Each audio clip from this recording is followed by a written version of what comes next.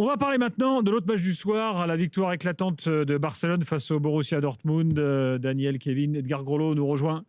Edgar, bonsoir. Salut Gilbert, salut tout le monde. Johan Crochet. La semaine à la télé, il a croqué, lui. Hein. Johan Crochet, sans doute. Johan, est-ce que tu nous entends? Bon, problème de son apparemment. Concernant Polo Breitner. Je me disais, mais attends, il y a une équipe italienne qui a joué là. Excusez-moi, c'est moi qui suis fatigué. Polo Breitner, je les ai confondus les deux. Est-ce que je les ai vus à la télé cet après-midi? Salut Polo. Ça va, tout le monde? Ça va et toi? Salut Polo. Et chafouin, Manu Petit, là. C'est sacrément bourgeoisé, hein, en première ligne. Toi, t'as aimé la réponse de Matic? Bah, c'est surtout que personne vérifie si ce qu'a dit Matic, c'est vrai ou pas, quoi. Moi, je pense que c'est pas vrai, mais... Bah, je sais pas, on peut déjà voir penser à Schmeichel, quoi, déjà. Quoi, Schmeichel est meilleur qu'Onana? Bon, écoute, enfin... Bah, d'ailleurs, il les a cités. En fait, il a ajouté dans la phrase d'après, si c'était Peter Schmeichel qui avait dit ça, si c'était... David De Gea. Bah, bien sûr. Van der Sar... De Gea, Onana, excusez-moi, on peut débattre. Oui, enfin voilà. Oh. Mais de toute façon, on a bien senti qu'il voulait répondre. Il a sorti 2 gardiens au-dessus. J'ai bien aimé la sortie médiatique de Manu aussi sur le corporatisme entre joueurs. C'était assez exceptionnel, quand même. Oui, effectivement. C'est vrai que c'est du pipeau. Voilà. On va pas se mentir. Bon, et puis on a Jawad qui est supporter du Barça. Ah. Bah, bonsoir à tous. Salut Jawad, de l'Ivoire de l'After. Bah, écoutez, Barça a déroulé. Hein. Toi, t'arrives sûr de ta force, quoi. Non, mais il faut être honnête, faut dire les choses comme elles sont. Dortmund amoindri avec beaucoup de blessures, hein, comme a dit Polo la veille. Et le Barça a déroulé, tout est réglé. Flick, je suis très satisfait de l'entraîneur. Il fait du bon boulot. Et moi, ce qui m'impressionne, c'est l'ambiance, c'est la cohésion qu'il y a entre eux. Enfin, ils s'éclatent, en fait. Et je suis le Barça depuis X années. Et moi, c'est ça que je retiens, c'est la bonne ambiance, c'est qu'il y en a qui tirent l'un vers l'autre, enfin, il n'y a pas d'embrouille. Souvent, les équipes qui gagnent et qui vont loin, c'est comme ça quand même. Oui, exactement. Et tout est réglé, ça marche. Mais moi, la petite crainte que j'ai, c'est qu'il n'y a pas de banc. Voilà. J'ai peur qu'il y ait un coup de moins physiquement. Ça, c'est assez marrant, on disait pareil du Real hier et on dit pareil du Barça ce soir. Quand tu envisages la suite, ça va à la demi-finale. Ouais, parce que là, ils enchaînent tous les 3 jours les matchs. Ils sont en finale contre le Real Madrid le 26. Donc, du Roi. En Coupe du Roi, oui, exactement. Le meilleur banc d'Espagne, c'est l'Atlético, ils ont tout perdu. Ils avaient le meilleur effectif, on pensait que ça allait les tirer vers le haut sur la fin de saison, ils ont tout perdu et finalement le Barça et le Real sont toujours là, surtout le Barça. Et ce soir, ils ont donné une impression de tranquillité, en fait, ils mettent 4 buts. C'est une récitation. T'as même pas l'impression que c'était quelque chose d'exceptionnel pour eux, ça arrivait facilement et à la fin t'as 4 buts tranquille, normal quoi. T'as dans les 10-15 premières minutes, j'avoue, j'ai regardé que le Barça dans les 10-15 premières minutes parce que t'as Lamine Yamal qui à chaque fois qui touchait le ballon, il a fait virgule, passement de jambes, il aura tout fait louche à un moment, donc il fait virgule, bon il la récupère après, il y a un petit compte favorable, il est sur la ligne du corner, il veut marquer quand même. Bon, ça passe au-dessus, mais il a failli marquer. Donc là, il était en mode Ligue des Champions pour le coup, vraiment meilleur joueur du monde et de loin. Et il est en train de passer un cap. C'est ce que j'allais dire. Je suis pas sûr qu'il est beaucoup mieux en ce moment en Europe. Hein. Ah ouais, il est vraiment au sommet. Là, Ce qui s'améliore sur une petite chose, c'est les frappes. Ouais. Là, ouais. Les passes magnifiques, rien à dire. Il lève bien la tête. Mais les frappes en finition, il faut qu'il travaille comme Dembélé. Statistiquement, il est encore très très loin de Rafinha ou évidemment de Lewandowski. Il y a mal évidemment. Mais en détonateur, c'est monstrueux. Le top pour moi, il est numéro 1, mais le niveau de Lewandowski. Ouais, c'est ce que j'ai dit. Lewandowski, certes, dans son rôle de neuf qu'on ne voit plus beaucoup, mais il est fantastique. Vraiment. Lewandowski, ancien de Dortmund, dans sa carrière, 29 buts en 27 matchs contre Dortmund, c'est sa propre préférée. Ah oui. Non, mais il a commencé à célébrer les buts contre eux quand même. Parce que... J'en parlais avec Manu, on regardait les 2 matchs ensemble. Je lui demandais ce qu'il pensait de Frenkie de Jong. Bon, moi, vous savez que je suis fan de Frenkie de Jong depuis ses débuts. Mais tu vois, là, il enchaîne les matchs. Il y a moins de blessures. Je touche ma tête pour lui, mais il n'y a pas de blessure. Il retrouve un niveau très cohérent. Au milieu de terrain, bon, t'as les joueurs de la Masia. Derrière, c'est costaud. Koubarsi qui met un but de la tête. Franchement, même Chesney, hein, qui est quand même bon. Parce qu'ils ont quand même perdu leur gardien. Comment tu envisagerais un match contre le PSG? Ah, ce serait magnifique. Non, mais le niveau une finale PSG-Barça, c'est magnifique. Non, justement, ce genre de match-là sont pas souvent magnifiques parce que c'est une sorte de vaste moi, je vois un match où les 2 équipes marquent, hein, où tu vois un 3-2. Que ça marque, oui, mais moi, ok, mais parlons des forces sur le terrain. Tu vois une équipe plus forte? Le PSG, Jawad, moi, ce qui me dérange chez PSG, c'est qu'il n'y a pas de neuf. Il y a Dembélé maintenant. Ouais, mais c'est pas un vrai neuf. Il a marqué plus de 30 buts cette année. À partir du moment où tu as un mec qui joue à ce poste-là et qui met 30 buts, t'as trouvé un neuf. Moi, ce que je reprochais, c'est quand tu mettais devant un mec qui ne devait pas mettre de but. Et il avait d'ailleurs, Luis Enrique dit, en fait, on avait tout compris le jour où il a dit, mais vous avez vu les 9 que j'ai. Donc, comme les 2 qui étaient à sa dispo, ça ne lui allait pas, il en a créé un. Très bien. Mais ça reste quand même, à partir du moment où le mec met 30 buts, ça devient un avant-centre de facto, quoi. Non, mais c'est vrai que c'est pas un avant-centre comme on l'entend. Pas comme mais Lewandowski participe au jeu, il décroche beaucoup. Ouais, mais là, alors, le début, même si le premier il est facile, mais le deuxième il est exceptionnel. De quoi la frappe là, en une touche, la frappe. En plus, il la prend coup de pied. La remise, il la prend coup de pied comme ça vers le sol. Ouais, exactement. Et tu regardes le match encore ce soir, et c'est une remarque qu'on peut se faire tous les week-ends, la qualité des centres au Barça. Ça peut paraître rien, mais combien de matchs tu vois d'autres équipes où tu as 5-6 centres complètement ratés dans un match et tu tires les cheveux en tant que supporter devant ta télé. Le Barça, il y a une qualité de centre qui donne un nombre d'occasions. Encore ce soir, les 2 premiers buts, à chaque fois, c'est un super centre. Et à chaque fois, il y a une remise de la tête et ça va au fond à la fin. Qualité technique. Hein. Ça paraît rien, mais c'est des choses qui sont travaillées. Ça veut dire qu'il y a une sérénité dans cette équipe, une sérénité technique aussi qui permet ce genre de choses. Rafinha, il est en mode crevard quand même sur le premier but. Hein. Ouais. Parce que franchement, jamais de la vie. Bonne ambiance.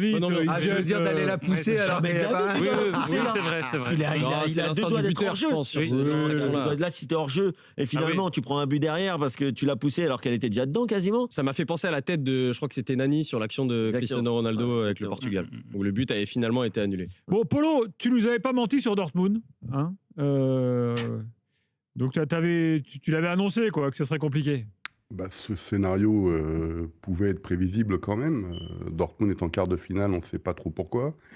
Il y a 2 remarques que je me suis fait pendant la rencontre. La première, donc ils ont interviewé en Allemagne évidemment Niko Kovac, mais aussi Hansi Flick, l'ancien coach du Bayern, Niko Kovac, et son ancien assistant Hansi Flick. Donc c'est vrai, Flick, c'est son adjoint. Et c'est toujours intéressant de voir qu'il y en a un qui a un palmarès assez impressionnant en très peu de temps et que l'autre, il a du mal à construire le sien. Mais au-delà de ça, ce qui m'intéresse, c'est moi, j'ai évidemment pas compris la composition et l'animation parce qu'on est repassé dans une défense à 4 alors qu'il y a Max Bayer qui brille depuis 2 journées en Bundesliga. Donc là, on m'a fait comprendre en Allemagne que ce n'était pas un débat. Bon, ok, donc très bien. Et la deuxième chose que moi, je ne peux pas accepter, la question n'est pas de savoir si le Barça était au-dessus ou pas, c'est qu'à ce niveau-là, tu ne peux pas te prendre ce genre de but et tu ne peux pas te prendre un but à la 47e minute en début de seconde mi-temps comme ça. Tu n'as pas le droit. Et parce que ça tue la rencontre, alors que justement les 20 dernières minutes de la première mi-temps, tu voyais Dortmund qui tentait de sortir la tête de l'eau, il y aurait peut-être pu y avoir quelque chose.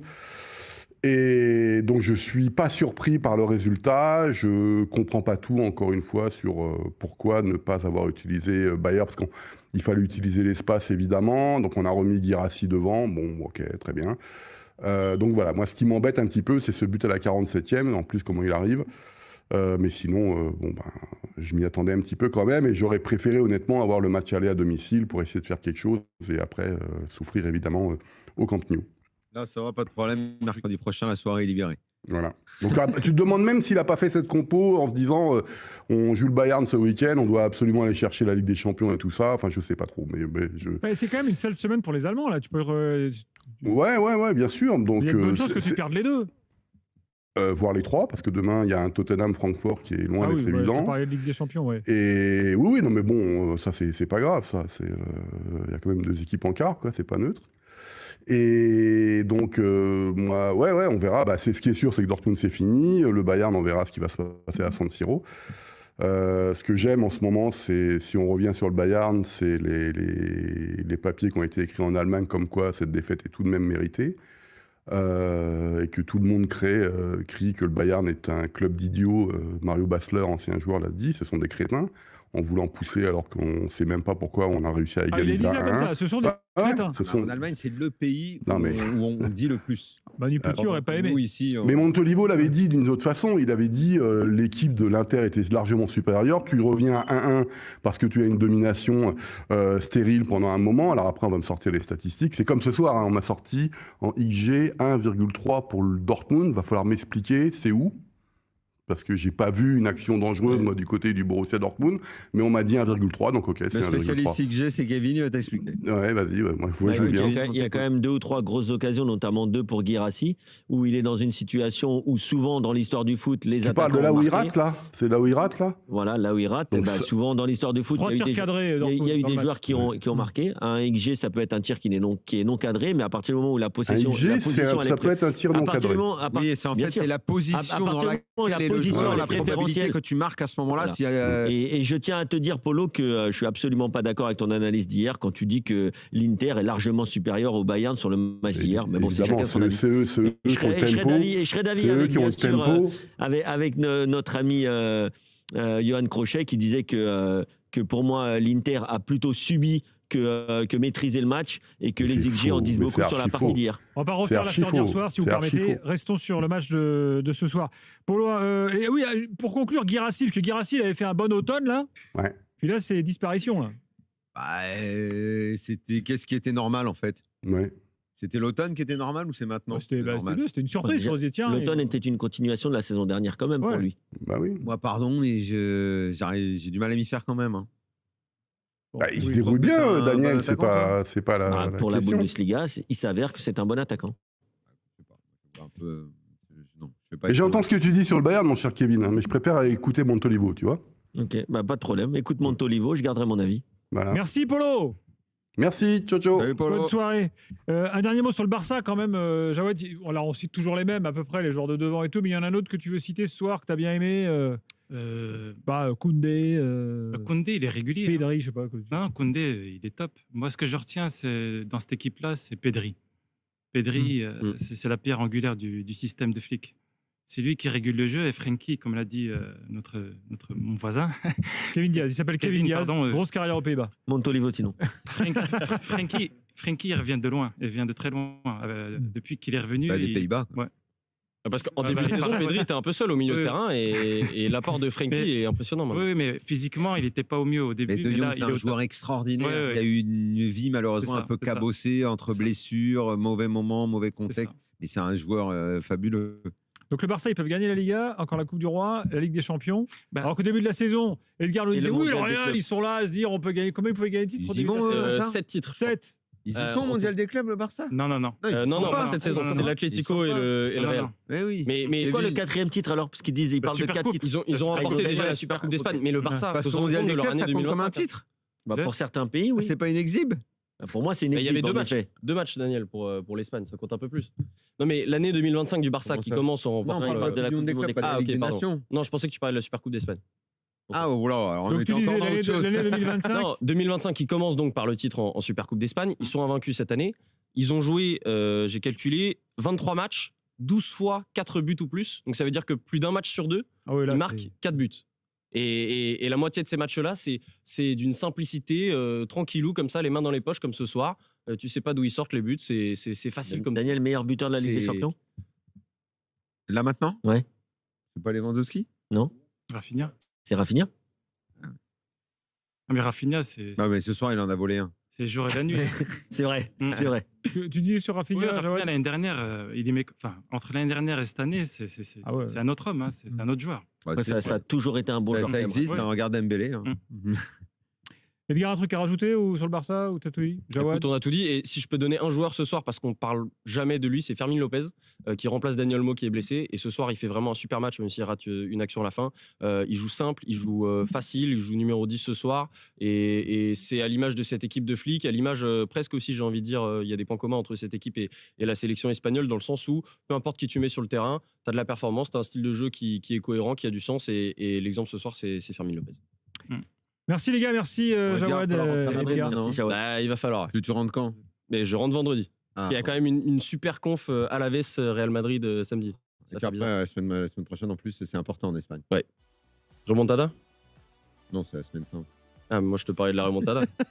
Oh là, oui, l'exploit. Oh là. Merci les gars. Dans un instant, le reste de l'actu du jour. En Espagne, ils le vendent.